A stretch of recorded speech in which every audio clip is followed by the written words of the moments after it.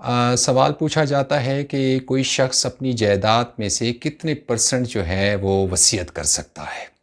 आज वसीयत पे बात होगी जिसको अंग्रेज़ी में विल कहा जाता है।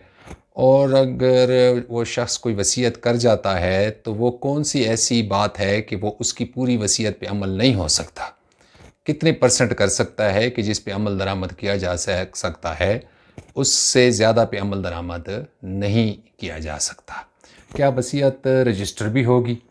तो इस सिलसिले में गुजारिश है कि अगर कोई शख्स चाहता है कि वो अपनी जायदाद में से कुछ चीज़ अल्लाह के नाम पे वसीयत कर जाए और वक्फ़ कर जाए, तो वो अगर चाहे कि जी मेरी ये जायदाद है और मैं इसमें जो है ना आधी आधी जायदाद अल्लाह के नाम पे वक्फ़ करता हूँ, तो आधी जायदाद अल्लाह के नाम पे वक्फ़ नहीं हो सकती। उसके जो लीगल वरसा हैं, कानूनी वरसा हैं, वही उसकी जायदाद के वारिस हैं। वो ज़्यादा से ज़्यादा अपनी जायदाद में से 1/3 की वसीयत कर सकता है। इससे ज़्यादा की वसीयत जो है वो काबिल कबूल नहीं है, ना ही कानून की नज़र में, न ही दीन की नज़र में। लिहाजा अगर कोई शख्स चाहता है कि वो अपनी जायदाद में से वसीयत कर जाए, कोई चीज़ जो है अल्लाह के नाम पे कर जाए, तो वो 1/3 कर सकता है या किसी और के हक़ में कर सकता है। अपने जो उसके लीगल वरसा हैं, उनके हक़ में नहीं कर सकता।